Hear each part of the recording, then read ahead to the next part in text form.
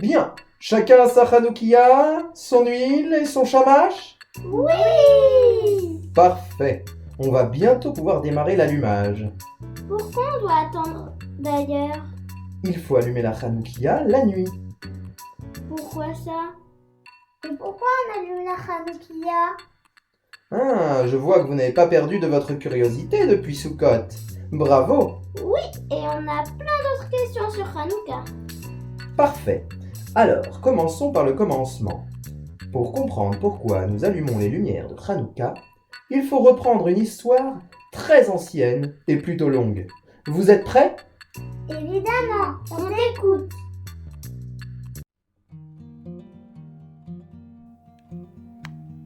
Il fut une époque où, suite aux conquêtes d'Alexandre le Grand, les Juifs vivaient en paix et en harmonie dans la grande Jérusalem. Alors, fiston, je t'écoute. והיו הדברים האלה אשר אנוכי מצווך היום על לבביך. ושיננתם לבניך ודיברת בם בשבתך בביתך ובלכתך בדרך ובשעריך ובקומך. Et donc, qu'est-ce que ça signifie? Qu'il faudra étudier avec ses enfants, Exact. Et qu'il faudra étudier tous les jours, au coucher et au lever du soleil, que l'on soit à la maison ou sur la route. donc la mitzvah d'étudier la Torah nous accompagne partout, même en vacances. Exactement. La Torah ne prend pas de vacances. Et pourquoi est-ce qu'on n'étudierait pas la Torah si on est sur la route? Eh bien, tu sais, si aujourd'hui nous avons la chance d'être à Yerushalayim en sécurité et en paix avec les peuples, il n'en a pas toujours été ainsi. Et être sur le chemin, c'est aussi être dans une situation de danger potentiel, à la merci des brigands par exemple. Ah, d'accord. Et tu crois qu'un jour on sera plus en sécurité? Seul Hachem peut répondre à ta question, mon fils. Hachem nous a permis de reconstruire le Beth Amikdash, mais le peuple juif est régulièrement menacé par les peuples en conquête. Et pourtant, certaines conquêtes nous ont aussi apporté la paix. On peut dire ça. Alexandre le Grand, dans son esprit de conquête colossal, nous a épargnés et nous a permis de vivre une période de paix. Mais qui sait si cela durera? En attendant, on peut continuer à étudier. Voilà. Allons-y. Ainsi, un nouveau roi grec, beaucoup moins tolérant envers les Juifs, fit son apparition. Antiochus était son nom. Serviteur! Oui, maître Antiochus. La culture grecque est la plus proche de la perfection humaine, n'est-ce pas? Oui. L'architecture, la philosophie, les arts, les sciences et même la cuisine. Voyez nos yaourts helléniques. Il faut répandre cette culture de par le monde, à tout prix. Oui, maître. Mais il faudrait d'abord penser aux finances et à la sécurité. Tu as raison. Commençons par le commencement. Trouvons les richesses où elles se trouvent. Alors, j'ai sur Jérusalem un immense temple juif qui semble renfermer des trésors inestimables. Eh bien, prenons ces richesses. L'hellénisme mérite des financements, et cette poignée de juifs ne s'adapte que mal à nos coutumes. Quelle poigne, mon maître! C'est un honneur d'être à vos côtés. J'imagine. Moi-même, j'apprécie ma propre compagnie. Très bien, maître. Ainsi, Antiochus pille-t-il les trésors du Beth Amikdash. Mais il ne s'arrêtera pas là. Alors, ce prélèvement auprès des Juifs est-il en place? Oui, maître, mais ils n'avaient pas l'air heureux. Ce temple semble représenter beaucoup pour eux. Et alors, je suis roi grec, et je me sers dans mon empire comme bon me semble. En tout état de cause, ils continuent de pratiquer leur religion et méprisent la culture grecque. Comment? Eh bien, nous allons leur forcer la main. Nous allons leur interdire l'accès à leur temple. Quelle merveilleuse idée, mon maître! Évidemment, idée merveilleuse pour un roi merveilleux. Maître, quel plaisir de vous servir! La joie rayonne en moi lorsque j'obéis à vos ordres. N'en fais pas trop, ou je te fais écarteler. Antiochus durcit donc les lois envers les Juifs. L'accès au temple est interdit. Bien. Et ce temple? Tout fonctionne. Presque. Comment ça, presque? Eh bien, les Juifs ont quitté leur temple mais continuent d'observer leurs coutumes en dehors du temple et dans leur maison. Ils l'auront cherché. Il va falloir frapper fort pour les résoudre à adopter les coutumes grecques. Les seules, les vraies. Vous aviez une idée en tête? Une idée? Des dizaines, mon ami. Je vous écoute. Eh bien, qu'est-ce qui compte le plus pour eux? Servir leur Dieu en harmonie et sans nuire aux autres? Non! Espèce de colonne romaine! Comment s'engagent-ils auprès de leur Dieu? En se comportant bien dans la vie? Mais non! Décérébrés du Nil! Dès leur naissance? Ah! On va les empêcher de nourrir leur bébé. Mais bien sûr que non! Je souhaite les assimiler, pas les assassiner! Nous allons interdire la circoncision. Ah! Quelle joie de servir cet esprit créatif comme le vôtre!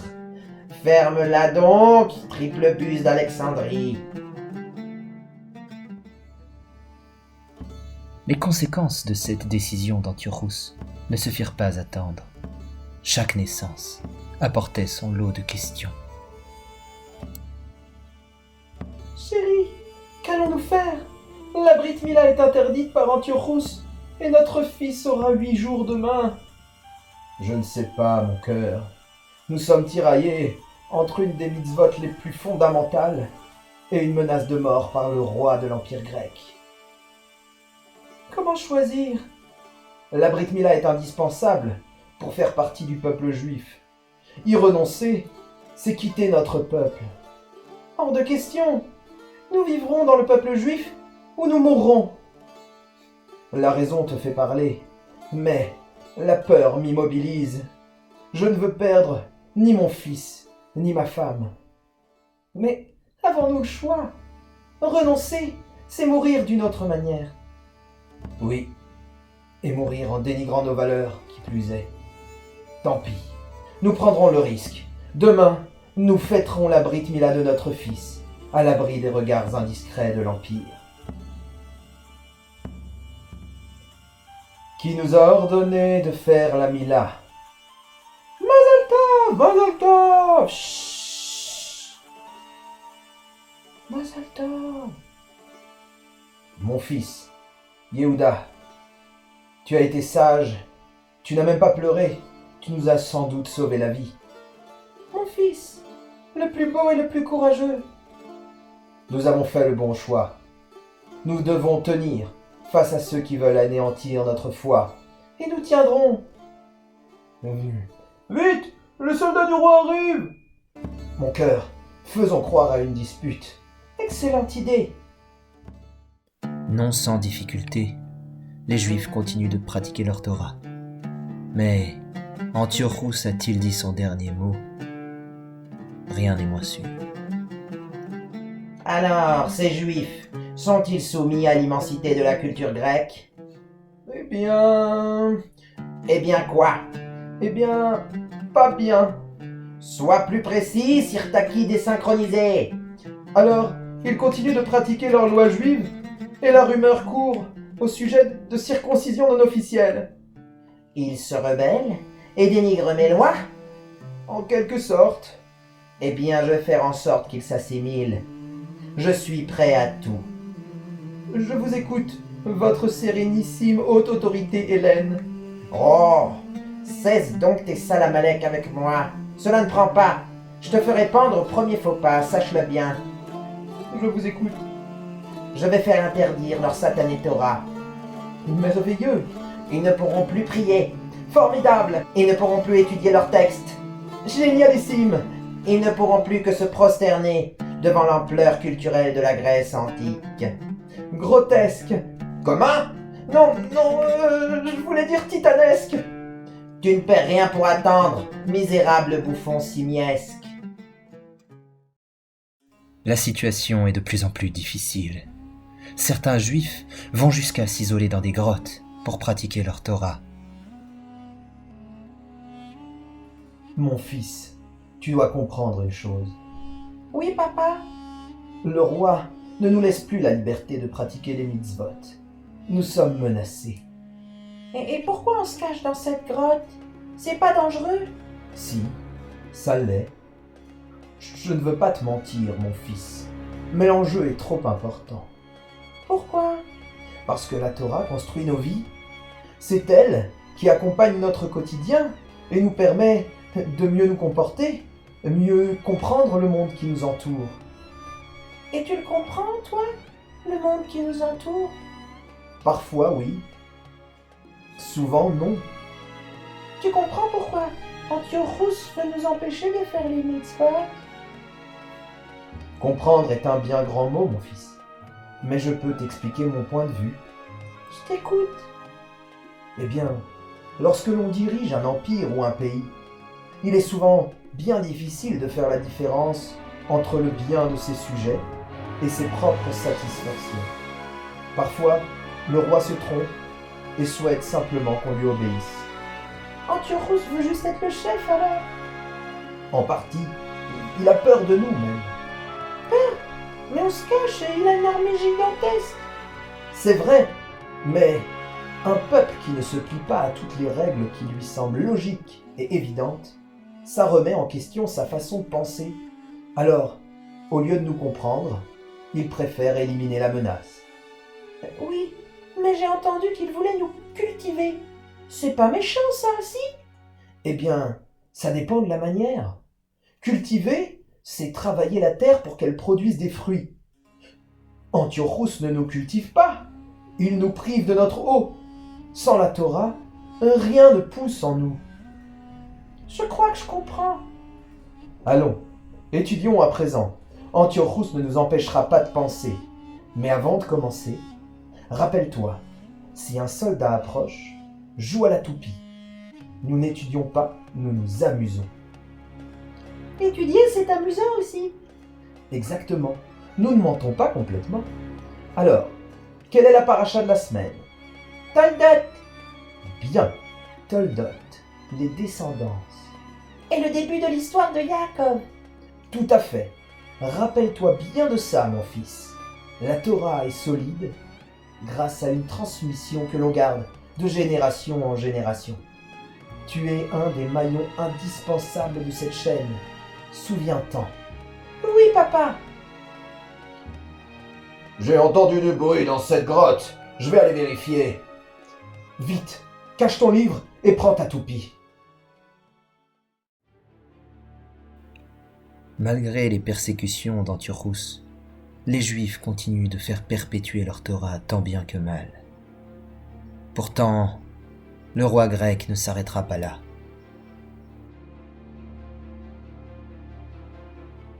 Je ne comprends pas. Quoi donc, somptueux monarque? Les Juifs n'ont pas l'air de céder à la culture grecque. Au contraire, je ressens comme un soupçon de défiance. C'est-à-dire, votre majesté, que leur Torah est la base de leur communauté. Sans elle, ils disparaissent. Mais tel est l'objectif. Oui, mais je crains qu'ils ne se cachent pour pratiquer leur culte. Eh bien, ils l'auront cherché. Transformons leur fameux Beth Amikdash en temple, en l'honneur de notre Dieu du ciel. Nous allons leur montrer que leur culture n'a pas sa place dans l'Empire grec. Bien, votre volubilité. Je charge nos milices de souiller leur temple et d'y installer nos divinités. Très bien, excellent. Nous allons voir qui a le dernier mot. Et tâche de forcer leur chef à faire un sacrifice pour nos divinités. Je m'en chargerai personnellement. Le serviteur d'Antiochus va donc avoir la lourde mission de convaincre Matityahu, un Cohen, de réaliser des sacrifices pour les divinités grecques. Y parviendra-t-il? Mattathias, noble de cette cité de l'Empire grec, je souhaiterais m'entretenir avec toi. Je suis Mattatyahu, fils de Yochanan le grand Cohen. Je fais partie des Hashmonaïm et je t'écoute. Le roi Antiochus t'ordonne de sacrifier des bêtes à nos divinités, les seuls guides de nos cités. Je ne reçois d'ordre que de mon Dieu, Hachem, le seul à avoir un pouvoir sur ce monde. Dis à ton roi Antiochus qu'aucun sacrifice ne sera organisé pour vos viles divinités. Je t'encourage à revoir ton jugement. Tu ne soupçonnes pas le pouvoir militaire de mon maître. Le pouvoir militaire n'a rien à voir avec les valeurs fondamentales de notre Torah. Vous nous persécutez et voulez déraciner nos coutumes et nos lois.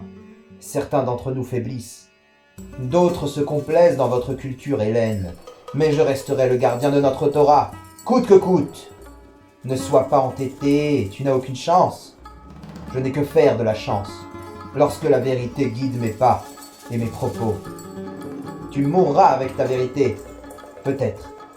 Mais d'ici là, je porterai bien haut les valeurs de mon enseignement. Ta fin est proche, et la tienne d'autant plus, si tu ne disparais pas immédiatement.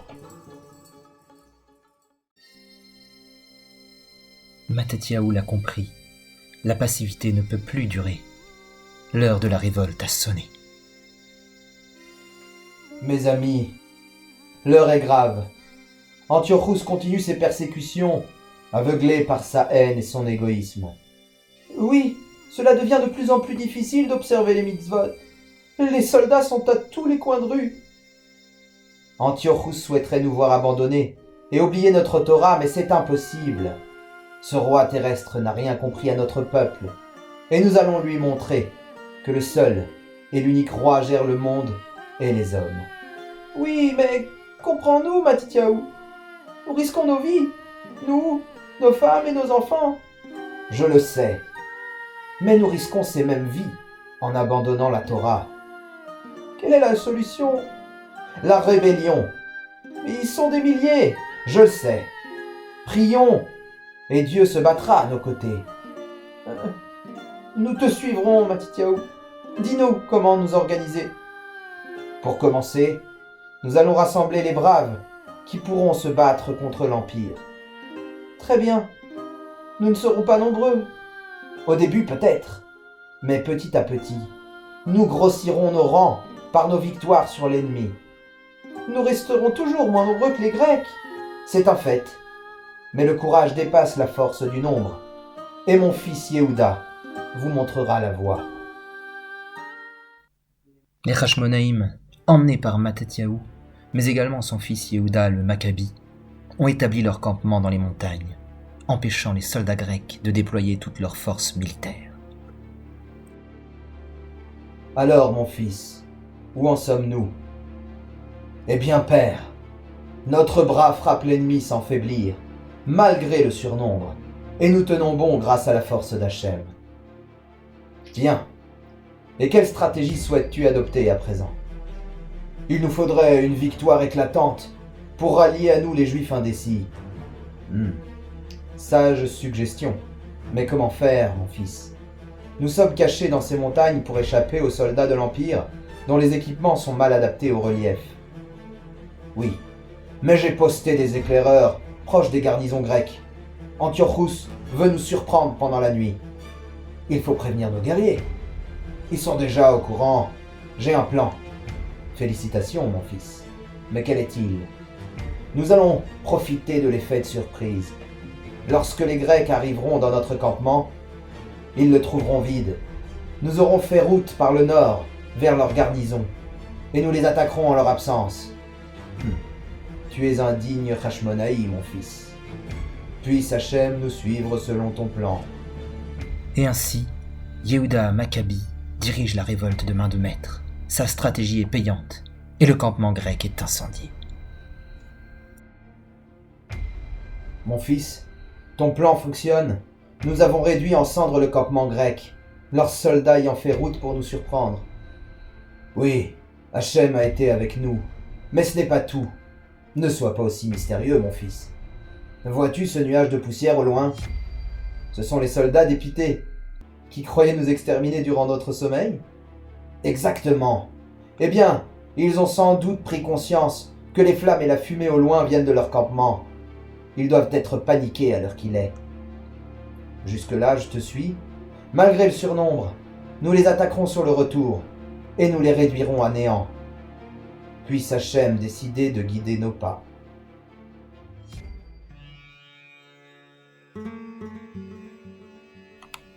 Les Hashmonaïm ont fait éclater au grand jour leur capacité à combattre l'armée d'Antiochus, pourtant bien plus nombreuse et équipée que ces fameux Maccabis. À partir de cette victoire, Yehuda et les Maccabis ont attaqué sans relâche d'autres villes, en ralliant à leur cause les Juifs oppressés par Antiochus.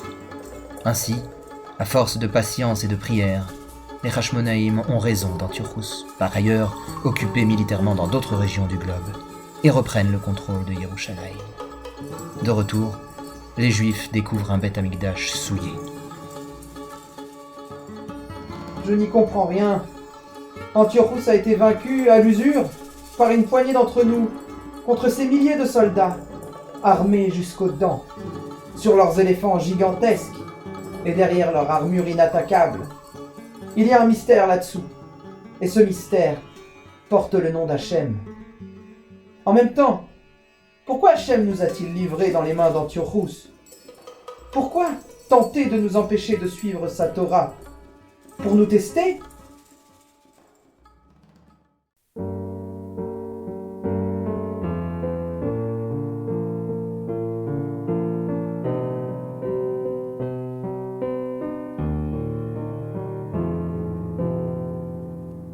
Je me rappelle du temps où nous vivions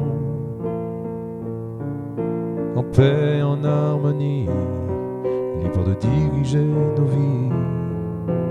Mais Hachem, que pourtant nous aimions, nous a livrés entre les mains d'un grec nouveau souverain. Expliquez-moi ce mystère. Il a souillé notre terre et nous a interdit les mitzvot de nos pères.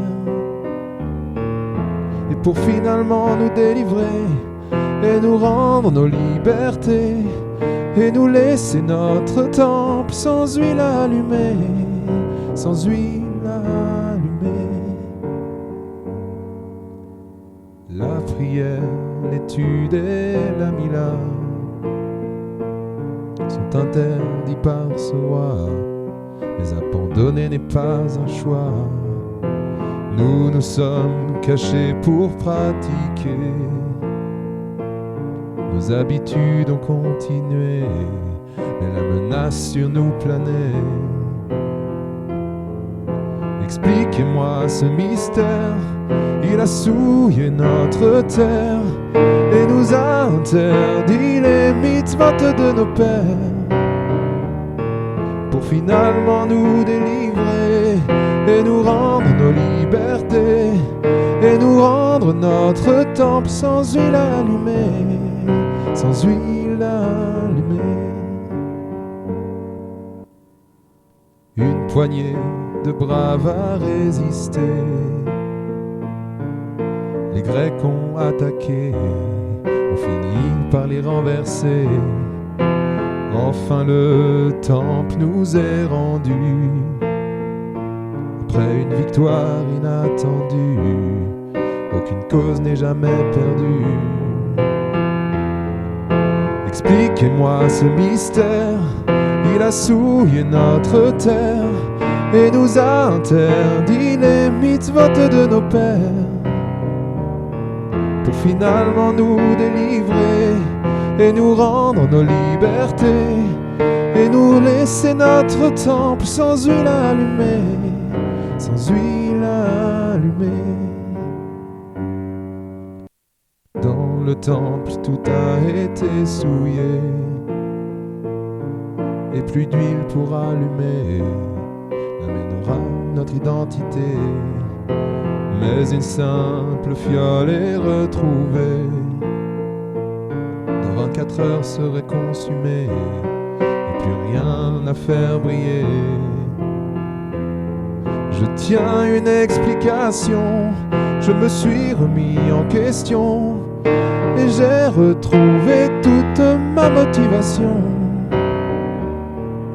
Nous avons la chance d'exprimer, pratiquer notre liberté, mais garder à l'esprit que tout ça peut changer, que tout ça peut changer.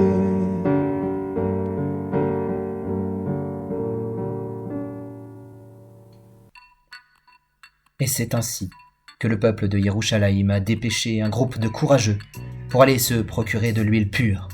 Mais le voyage est long, et pendant ce temps, la menorah reste éteinte. Mais par un miracle d'Hachem, l'unique fiole retrouvée intacte et qui aurait dû brûler pendant 24 heures, a finalement brûlé pendant 8 jours.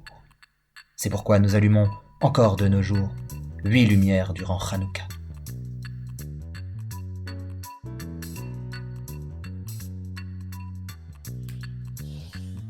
Et voilà pourquoi on fait brûler des lumières pendant 8 jours, de préférence avec de l'huile.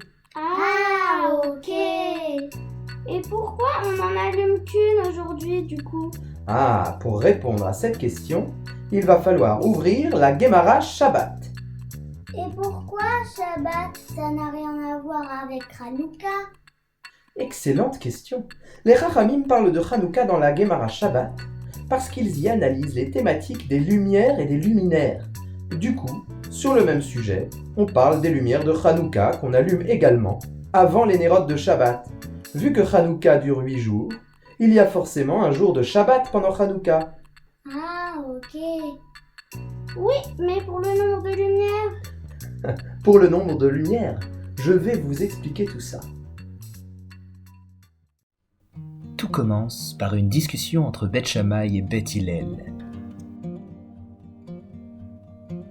Shammai, mon ami! Hillel, mon ami! Alors, Hanouka, sommes-nous d'accord sur la manière d'allumer la Hanoukia? Eh bien, il me semble que oui. Chaque homme doit à minima allumer une lumière pour sa famille. Tout à fait.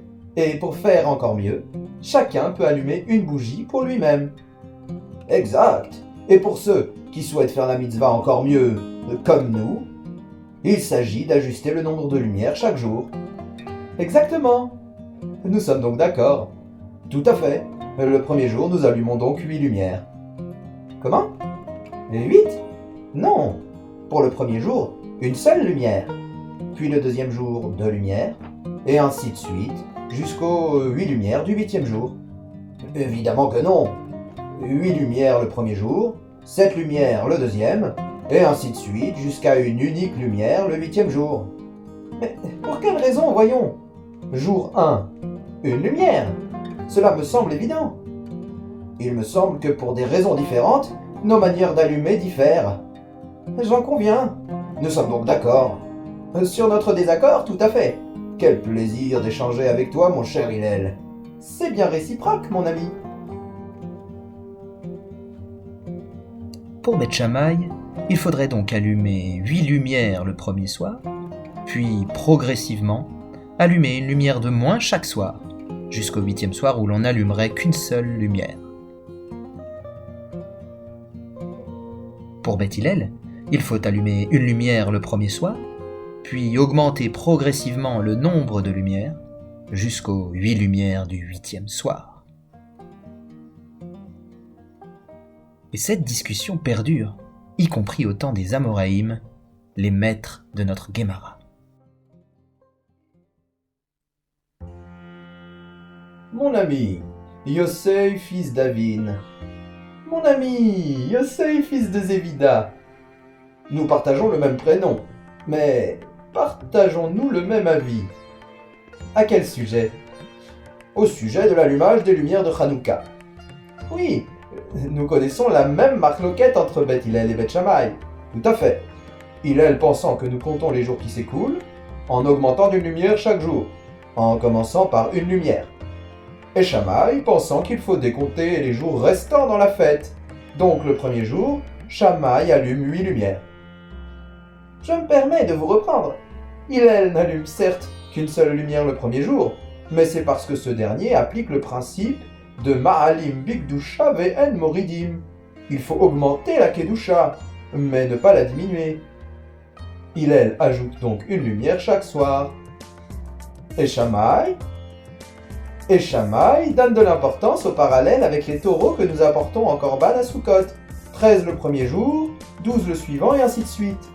Shammai allume donc 8 lumières le premier soir, pour arriver à une seule lumière le 8e soir. Je constate que nous sommes d'accord sur la manière d'allumer de chacun, mais aucunement sur leur raison. Tout à fait, nous sommes en accord et en désaccord. Nous sommes donc parfaitement d'accord sur nos accords et désaccords. Quel esprit brillant! Et j'ajoute que de Beth Shammai et Beth Hillel, aucun ne peut prétendre avoir une raison plus forte que l'autre. Les deux raisons sont valables et applicables. Il faudrait tout de même trancher. Hachem nous viendra en aide. Les deux paroles de Beth Hillel et Beth Shammai ont donc toutes deux raison d'être. Pourtant, la Gemara ajoute qu'une voix céleste a décidé d'appliquer la loi selon Beth Hillel, par ailleurs majoritairement plus souple dans ses décisions. Nous allumons donc une seule lumière le premier soir et nous ajoutons une lumière supplémentaire chacun des soirs suivants.